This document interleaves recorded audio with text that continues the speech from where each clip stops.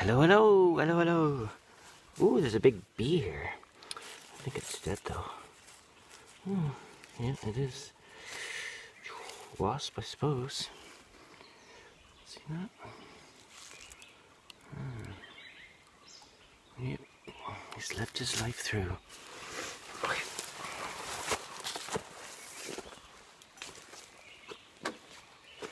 Okay. Hello. How's it going? Oops, that's a little bit off. You can see. Let's see. How about there? Yeah, okay. That'll do. Yeah.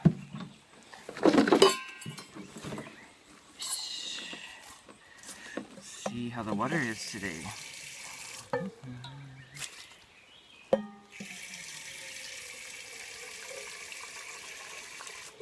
Oh, very clear. Are we running? Yeah, we are. Very clear. I like that in the water is clarity. Clarity is nice in life too, but not as always, not always as easily achievable. Achievable.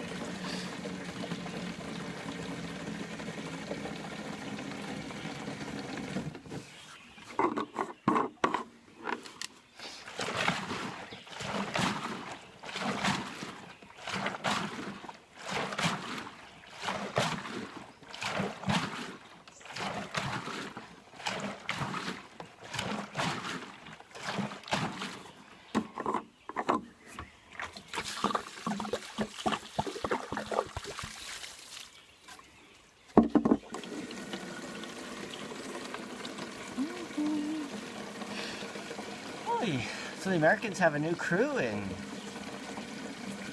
There you go. There you go.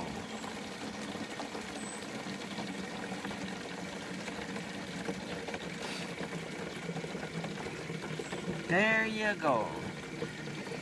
See what happens.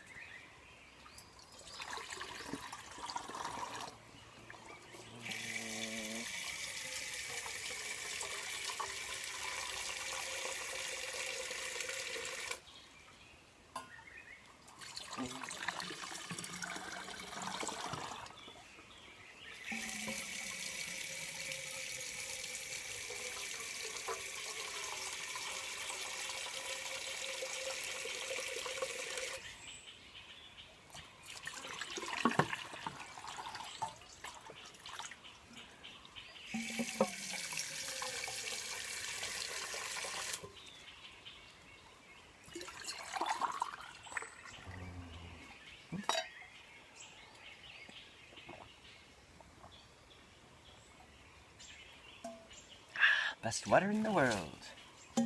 Yeah, so the new emperors in chief are doing all kinds of signaling of some sort or another.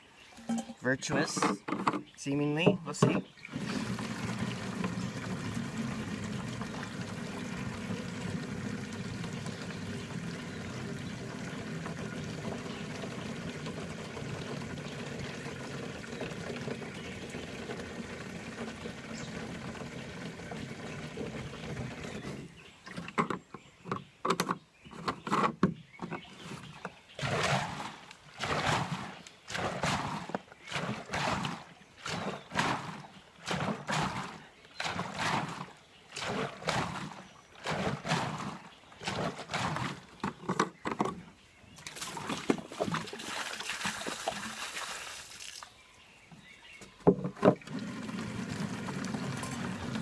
And I don't know if it's still happening, but for a time there, maybe it is. There were like you know, the new emperors in chief are in, and now it's time for divine retribution. Punishment for the past evils of the last 4 years. We'll punish them. Burn the witches! It's amazing how that impulse can come out so easily and with such vehemence sometimes. You know? Like we think we're so modern and aware and oh blah blah blah blah. It's like yeah maybe. And then maybe not too, right? At the same time. Like, what is it, the squad? I don't know what's happening now, but at one point the squad, I think it's AOC, Alexandria Ocasio-Cortez, maybe? Cortez? I don't know. AOC. Maybe the whole squad. Calling for making lists. We're gonna make lists! Like, really?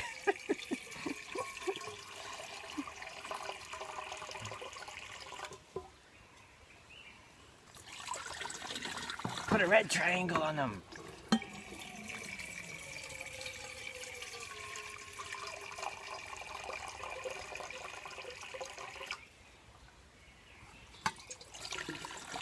The evils of the Trump. And worse, the evils of the Trump supporters, which got me to thinking on something. Which I'll tell this story when I come in close.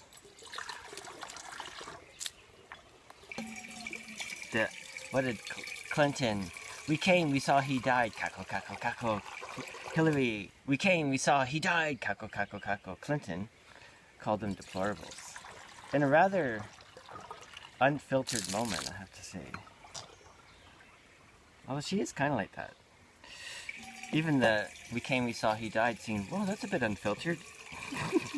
Sure you want to go there? Anyway, she did. So it's interesting that people love the war criminal.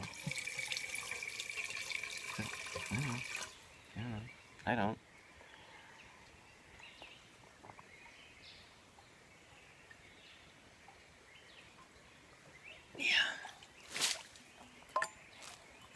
Okay, so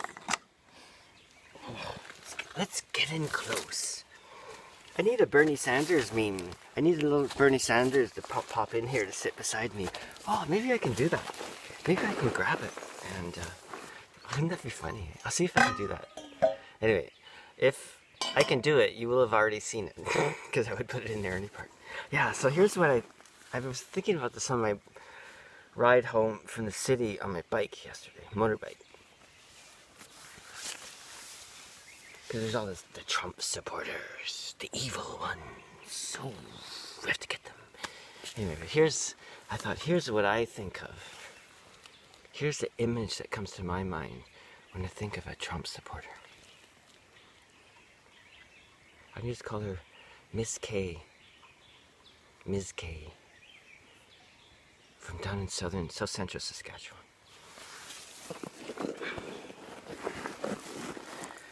So, on the first year of my long ride, which I did for 3 years, traveled 2,500 kilometers on the map, more or less.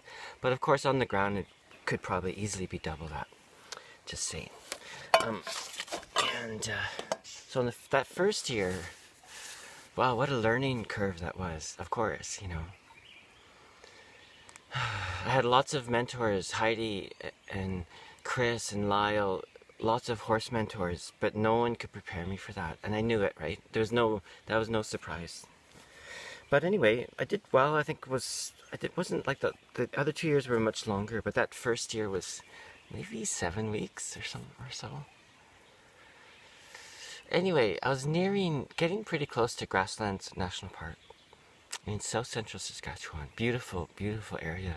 Wide open. Like, if you have images of Mongolia, that's what it's like. And native grass everywhere.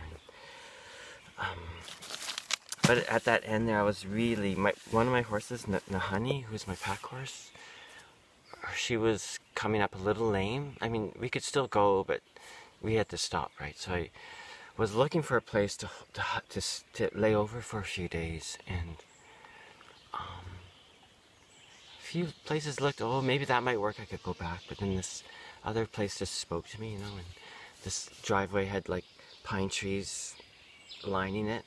Not a long driveway, but in Saskatchewan, when you see trees, they've been planted, right? Like big trees like that, generally speaking, until you hit the Cypress Hills and stuff, they've been planted. Anyway, they use them as windbreaks and stuff. So I just turned down this road with my horses. I was on foot, you know, just walking nice and slow. And I walk in, and there's a white farmhouse, typical white farmhouse, and there's a barn and all that stuff. And I just walk in and just sort of standing there. And within a minute or two, this woman comes out and what, you know, it's not every day, even in horse country, the summer wanders in with a saddle horse and a horse full of packed up with stuff. I mean, think about it, it's hilarious, right? But, you know, it's the way of theirs so often. Anyway, so my friend, I almost said her name. I don't want to because, anyway, it's private. She walks out and she's like, I forget what she said, but it was probably like, whoa, what are you doing here? I said, well, this is what I'm doing. I'm doing this long ride. And my horses are up and, you know, is it possible for me to camp out here and put my horses somewhere? And she just said, sure, no problem. Can I get you a Coke? And I was like, exhausted and thin, like really too thin, actually, you know? That was the year I learned not to be hungry. And even now, yeah, okay, I'll eat. I never feel, even if I haven't eaten for a while, a good long while, I don't generally feel like that urge, that hunger thing. Anyway, and so I said, oh, sure, can I put my tent up here? Yeah, sure, you can have an extra room if you want to stay. I said, no, it's okay. I'd rather camp if that's okay with you. And, you know, part of it is I don't want to impose, right? And also, you know, she doesn't know me. Who am I? Anyway, but certainly the sentiment was there. And a big part of it for me is I didn't like to go into a bed very often because it's just a bit too comfortable, you know. And when you're on a journey that's not comfortable, and sometimes really not comfortable, when you go into that, like a bed becomes extreme comfort in that context, right? So in that situation, it's easier for me just to camp out. I love camping out, and even now where I live, it feels a little more like camping than in house. Like I don't have a bed, right? I have a mat on the floor and a net, just like almost a tent. Anyway, here in Thailand. Anyway, so I did, and I camped out for a couple days, and I was picketing my horses that year and the next year, and the next year I had an electric fence, and one of my pickets had broken, I guess, and so I was seeing if I could make one, and she helped me find some rebar, I guess. Anyway, I was planning on continuing, right? I was reading on the edge of Grasslands Park, and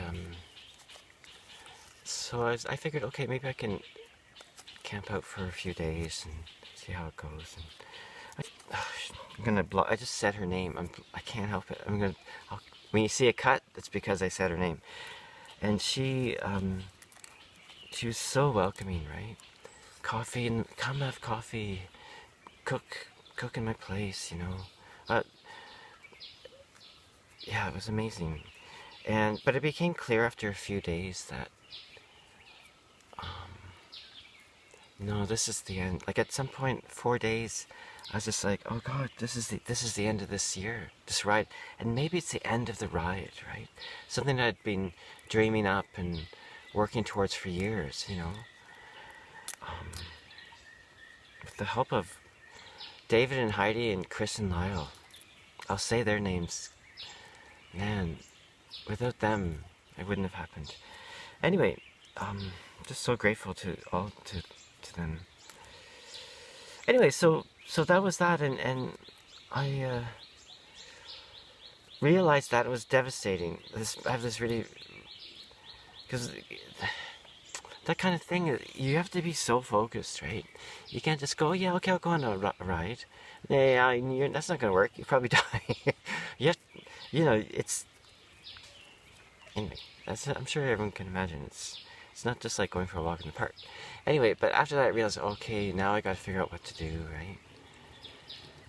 And I got in touch with Heidi and David and said, this is what's going on,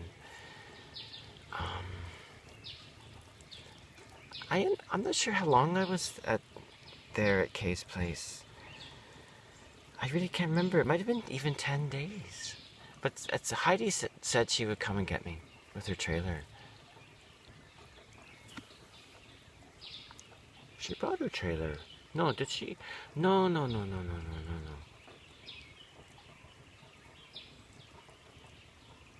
Wait a minute, how did that work?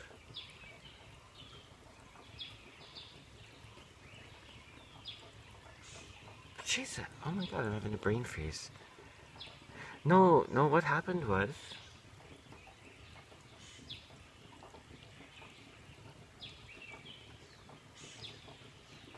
Jeez, now I'm having a real... No, what happened was I ended up, Kay said I could leave my horses in one of their fields. There's water, grass, they just hang out for whatever length of time. Oh, now I remember. Okay.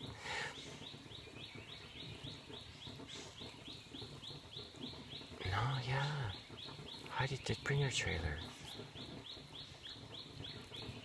Oh, okay, now it's coming back to me. It was a fair while ago, right? It was 2011. It was like 10 years ago. Wow. Anyway, yeah, so I actually got a lift from one of Kay's friends into Swift Current, maybe. And then I took a bus. Into Pincher Creek, and David picked me up there. And I didn't have the horses with me, just my gear. And then later, whatever was appropriate, timing-wise, Heidi and I went back to pick up my horses, right? So the horses might have been there a month, maybe. Don't know, can't remember. I could look it up in my blog, but it doesn't matter. So anyway, but my main thing is, like, the generosity of my friend Kay, initial K, and openness to whatever. She asked her friend who was into some really interesting horse stuff, like kind of woo-woo-y, right? These are like the Trump supporters, right? Like really into neat, unusual horse stuff. And anyway, the whole experience was incredible. And initial K was... Never once did I feel like the feeling of like, okay, it's time for you to go, right? I'm sure it was fine when I left, but maybe it was nice to have... She was there on her own, and nice to have company, and she was great company, and yeah, and I met her mom, who's a farmer. Anyway, I had all these eloquent things to say about it in my head as I was walking up, and now I feel like words aren't really cutting it as usual. But this is the image I get. Oh, yeah, that's the image I get when people say Trump supporter. Whatever that means, it's a meaningless thing, right? I understand why Trump was voted in, actually. I understand, and I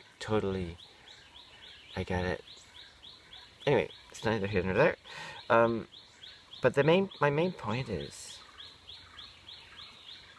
that,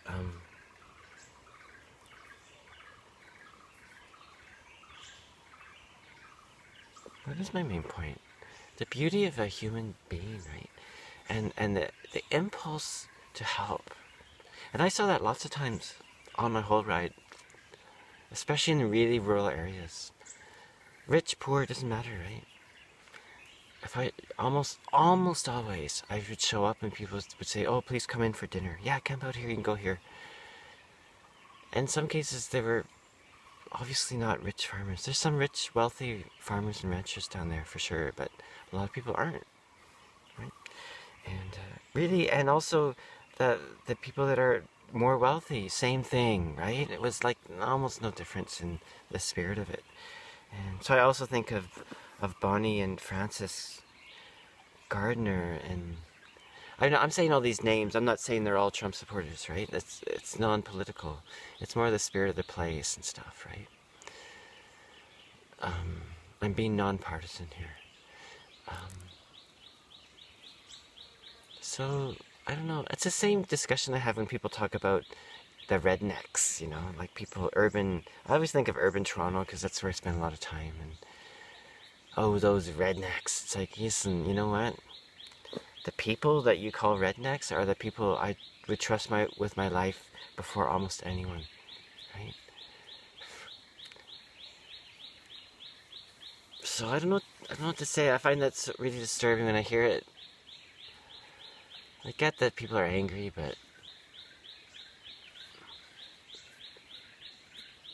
I don't know. I also here live in a rural area, right? Thailand's very different, and Thai people are, as a whole, just a Thai spirit, right? Quite different. I like it here a lot. But when I came here and lived in this little village and stuff, okay, I'm back with my people, Even though I couldn't understand hardly anything. It's like, oh yeah, these are the same people that hang out in southern Saskatchewan and Alberta, right? Yeah, sure, come in.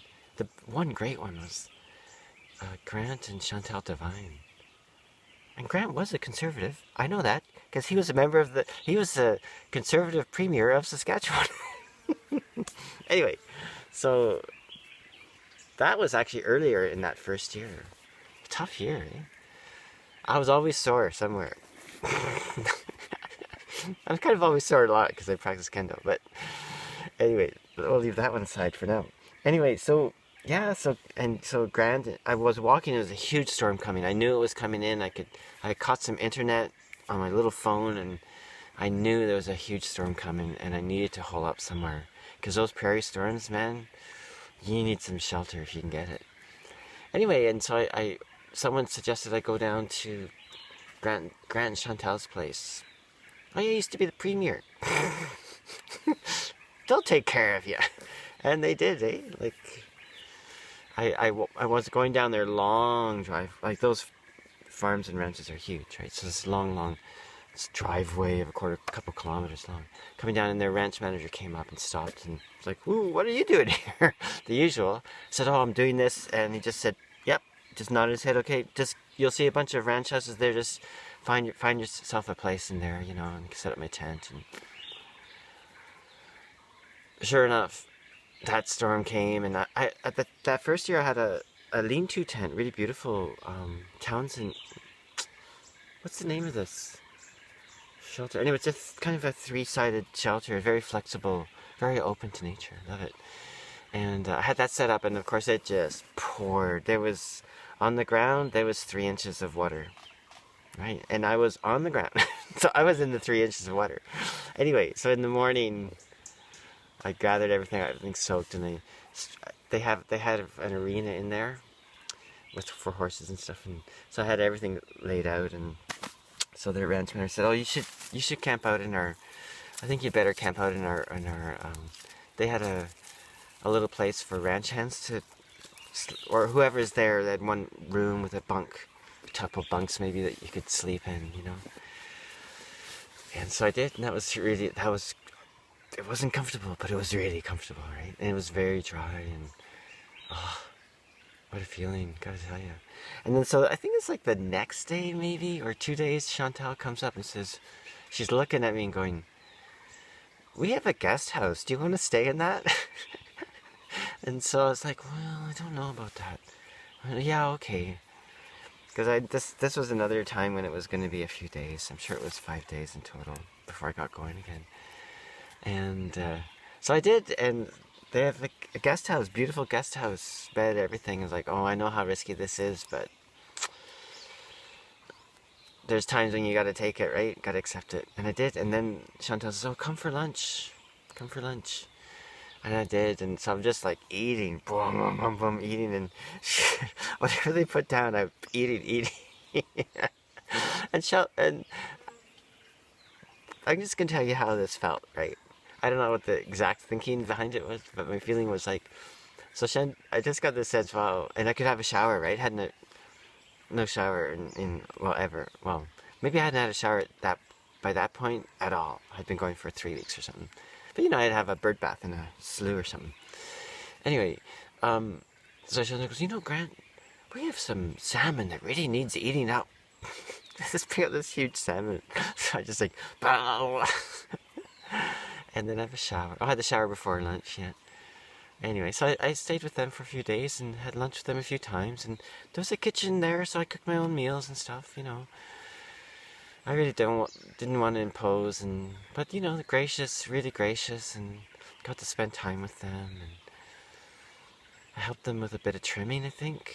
When I could, I would help people with trimming, hoof trimming. Because I was learning hoof trimming, and I learned from Lisa Hun, Equinection. Brilliant. And that was my beginning, and then I just learned through watching people and practicing a lot. So I did throughout those years, did a lot of hoof trimming. I even trimmed a hoof in New Brunswick of the aunt of... Someone's shooting things. The aunt of... What's the name of that singer? 1, 2, 3, 4, bum ba dum ba doo doo doo, 5, 6, 7, 8, do do do do do. Anyway, famous Canadian singer, which is so famous I can't remember her name now. Anyway, so I trimmed the horse of her aunt in New Brunswick. That's a very big claim to fame. Anyway, so then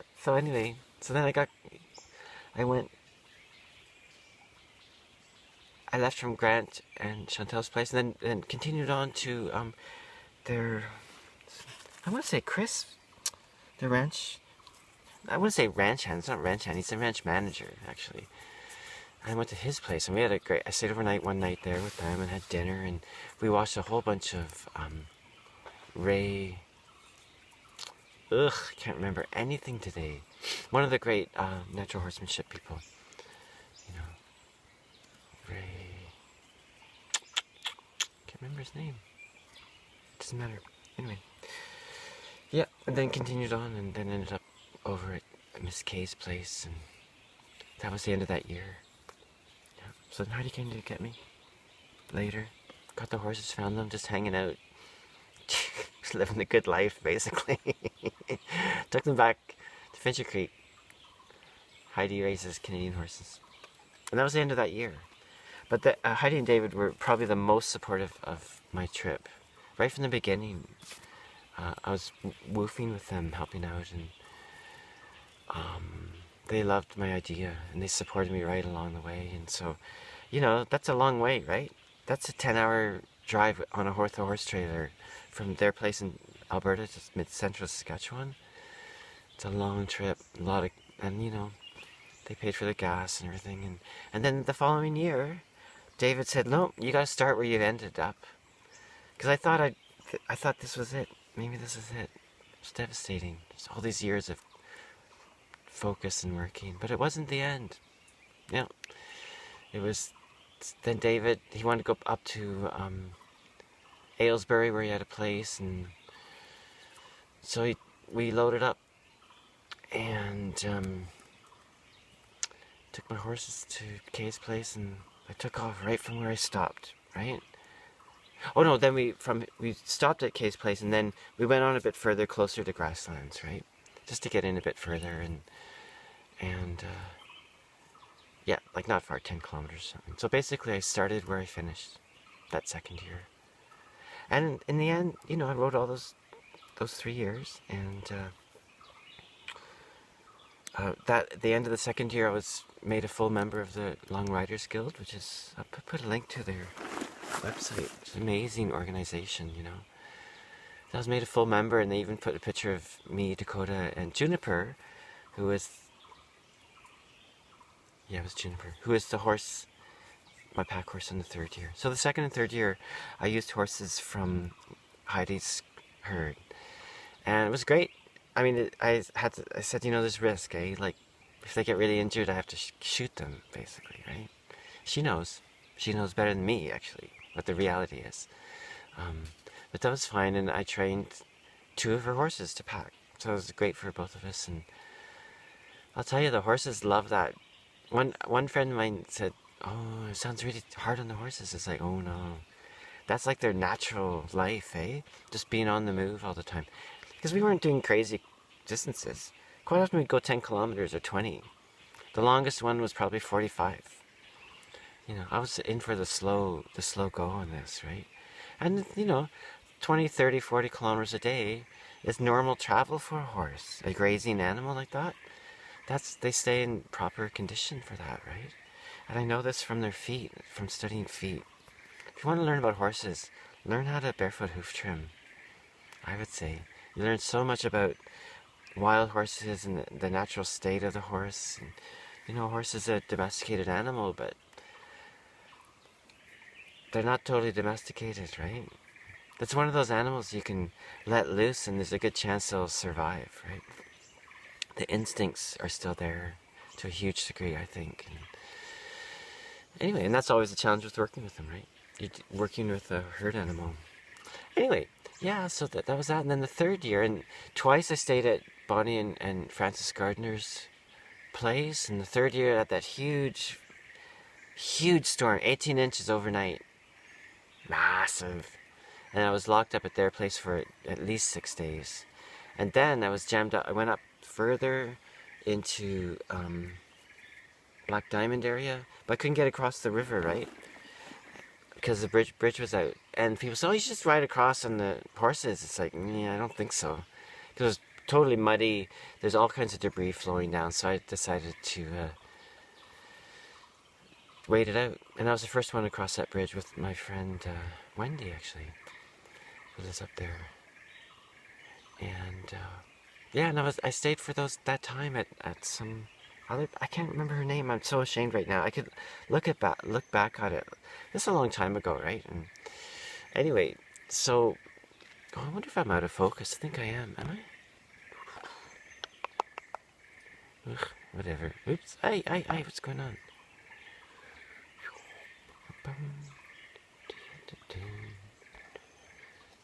There we go. Hopefully that wasn't complete. Anyway, it's a story that counts, not the focus on my bloody face. Anyway, yeah, and then so lots of and many 1 or 2 nights. That's simple hospitality, right? It's the law of hospitality was so prevalent, you know. I found as I got closer into Calgary was really the only big city that I ever got close to, right? And what was interesting is that I got closer to the highway there, the Trans-Canada, all that area, it became a little bit tighter. That open hospitality was there, don't get me wrong, it was really there, but a little less easily acquired. But generally speaking, everywhere else, right, especially down the far southwards, really dry. And one place, one guy, I was camped out, a lot of times I never would ask. Who am I going to ask, right? In a place where the nearest town is 20 or 30 kilometers away. There's no asking. I was camped out and, you know, I went through their fence and stuff, right? I mean, not through it, I went through an opening and I only once had to cut a fence, but that's another funny story for another time. Anyway, yeah, so, yeah, and he came up, he was a little bit like, what the heck is this? Like, not so friendly, right? But it was fine. He was fine. I got this big sun's on me, eh? Can we change that? Oops. Look at that. Red. Ooh, I like this. Yeah, so, but it was fine. He says, just no open fires, okay? No open fires. I'll be gone in the morning. So it was fine. And they were coming in the next day bringing in cattle too. So I could see why he was concerned, right? But it turned out fine. But lots of other places were fine. And I also camped a lot of open spaces. It wasn't every day that I would camp at people's places and meet them. Sometimes I would go a week or two without any of that, right? So a lot of camping in old homestead places. One great thing, this is really too long now, but one memorable moment was I was camped at an old homestead, and what happens is they had all these homesteads, right? And people would plant trees, and there'd be a little slough for water, but you know, in South Central Saskatchewan, a 200-acre farm is not something you can live on. it's just too harsh an environment. So I think what would happen is other farms would take them over, and they just become these big farms. And now they're, people have machinery, of course, and a lot of them are huge, like thousands and thousands of acres. But so as a result, there's lots of these little old homesteads, and people would put up grain elevators and stuff, and they'd put grain there, so they're still being used, but the houses weren't lived in. So I often camped there because there was trees and often a source of water of some sort. Not always the cleanest water, but made it work. And so this one really memorable place was I was camped out, and this pickup truck comes in, right? And this old guy gets out, and he's like, "Oh, so what's going on here? What are you up to? Kind of serious, but not unfriendly. Just but friendly. You know what I mean? Just that kind of nice." Anyway, he says, "Okay, well, yeah, no problem. You can stay here." Yeah. Yeah, I said, "Don't worry. I don't have any open fires. I was using wood, cooking on wood, but I had a little, like a sheet metal stove in a way, So I used that to cook on. It was contained and safe, and I would pile up dirt. Because fires in the prairies at that time of year are really high risk and common and dangerous, like really dangerous. So I understood the fear of that, for sure. Anyway, yep, so... Yeah, but then his son came out, like a couple hours later, His son came out and he says, "Oh, my dad told me about you." He came out, "Hey, I just want to tell you, my dad is thrilled that you're here. He's so happy." He says, "Yeah, she's just bringing life into the place because that's where he grew up. And so he said, "Yeah, just so great to see a bit of life there." So, he was the man himself was very, very, friendly, but not effusive, right? These guys are farmers and ranchers, right? Yeah. And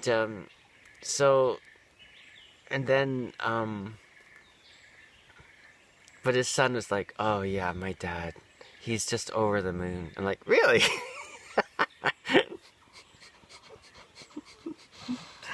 Okay. Anyway, this is really enough. We're into almost 40 minutes here. But this is a story. Maybe I'll do a bunch of stories about the ride for the next few water walks. I have another great story about... What year was that? That would have... Oh, geez, this was the first year, too. Oh, man.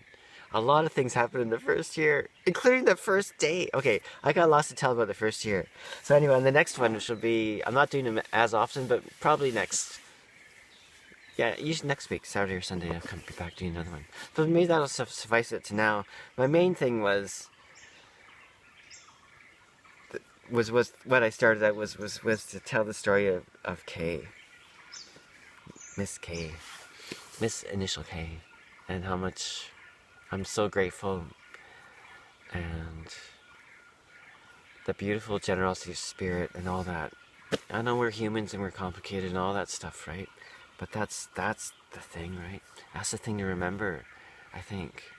And that's why, despite, I do a lot of research and stuff on environmental stuff and climate and, my own personal stuff. I'm not a scientist, so. Anyway, so there's lots to be concerned about, but I don't really worry. It's, it's going to be what it is, I guess. But anyway, this is the spirit of the true spirit of Pure Pupil is what I think. I know there's plenty of opportunity for mayhem and really horrible behavior from humans. We all know that. The 20th century was full of that. For sure. And not just then. Anyway, but that's my main point. Talk about the spirit of that. And then it moved on to other people, and really the same spirit, right? The same motivation in life at a core level, we'll say. Okay. Anyway, enough of that. I'm going to do a bit of walking, and maybe I'll do a bit of filming of that. Okay, ciao. Okay, let's do a bit of walking. Just a little bit of walking.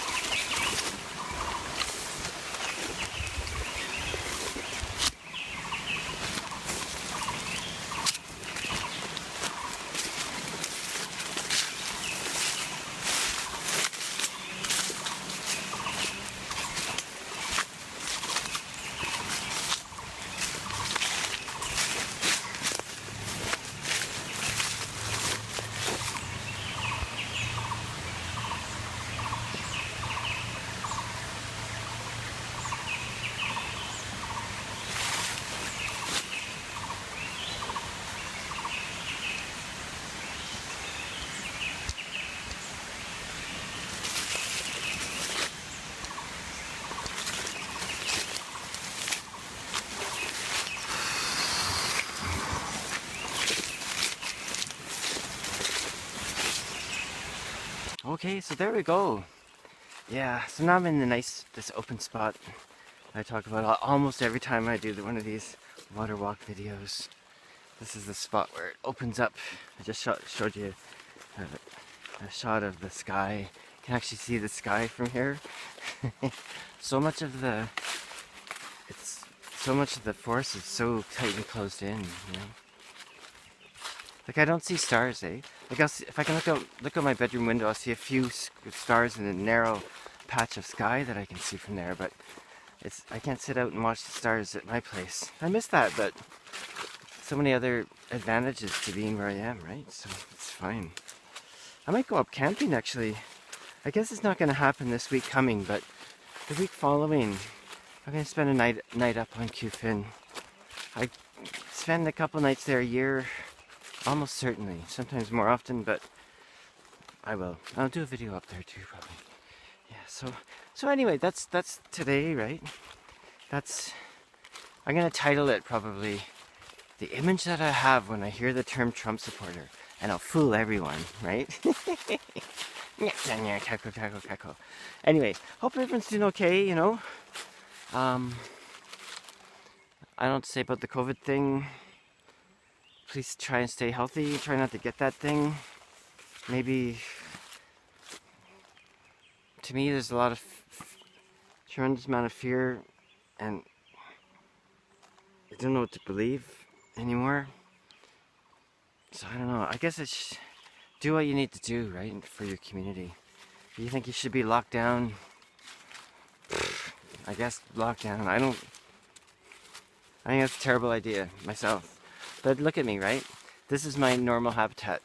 Can you imagine me locked down in a city? I'm like, fuck that shit. I'm going. I would probably just leave the city. I just, in the dead of night, I'd hop in some car or walk, carrying my gear and off into the bush somewhere. Okay, I'm gonna ride this out for a couple of years out here on some lake somewhere. Anyway, gotta eat and stuff. I'd need a rifle or something. Anyway, that's enough for now. Please take good care of yourself. A la prochaine. Yeah. Okay, ciao. Bye.